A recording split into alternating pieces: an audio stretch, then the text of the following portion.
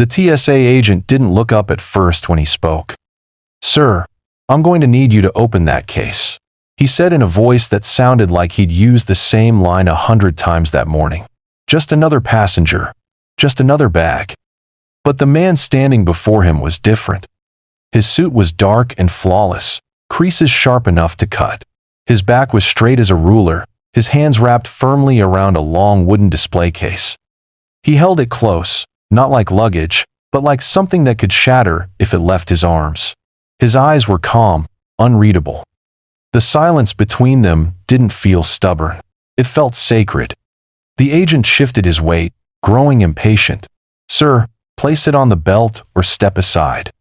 A ripple of movement passed through the line behind them. People leaned, craned their necks, curious to see what the holdup was.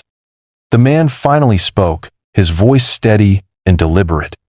"I am a sentinel of the tomb of the unknown soldier. This case holds a folded flag in my care. No one touches it but me.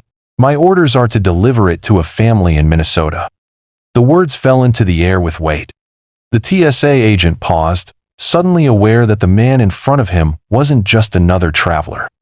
Another officer approached, eyes narrowing slightly. "What's in the case?" he asked. The sentinel met his gaze without a blink. "Honor." The air seemed to shift. The usual hum of the terminal faded.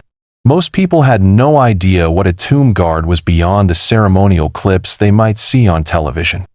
They didn't know the oath, the rules that banned drinking, swearing, or any act that could bring shame, even off duty.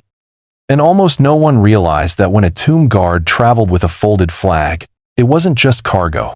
It was sacred, bound by duty, history, and silence.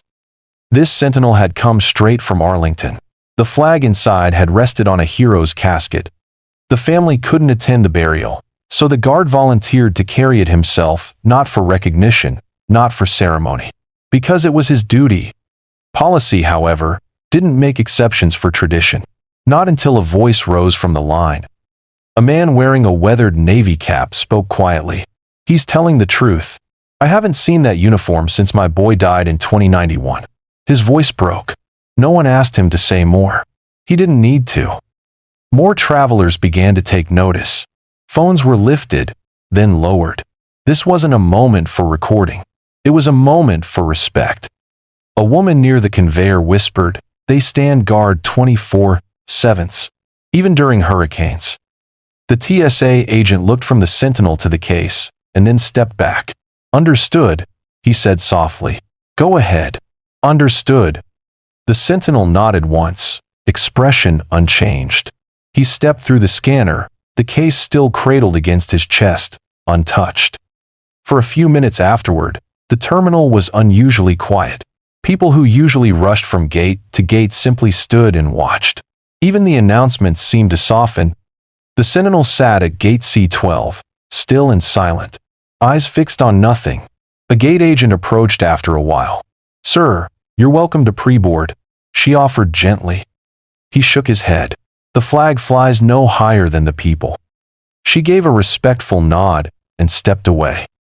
When boarding finished, the flight captain came down the aisle and stopped beside him. "Are you the sentinel?" he asked. "Yes."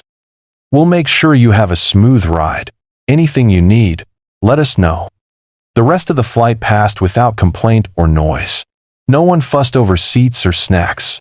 Every passenger knew what and who they were traveling with. When the plane touched down, an elderly couple stood waiting at the gate. Both were dressed in black, hands clasped tightly, eyes red. The sentinel approached, knelt, and with exact precision, placed the folded flag into the father's trembling hands. No speech, no ceremony, just silence. The mother rested one hand on the flag and the other on his shoulder. He wasn't alone, was he? She whispered. The sentinel's answer was soft but certain. Never. He stood, gave a single nod, and walked away. As he moved through the terminal, people stepped aside instinctively, creating a quiet path.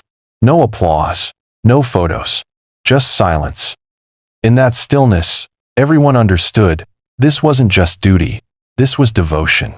Sometimes, the truest respect makes no sound at all. And real service doesn't end at the tomb. It carries the memory, the responsibility, and the honor all the way home. Before you go, share in the comments where you're watching from. If this story moved you, hit the like button, subscribe, and let us know below.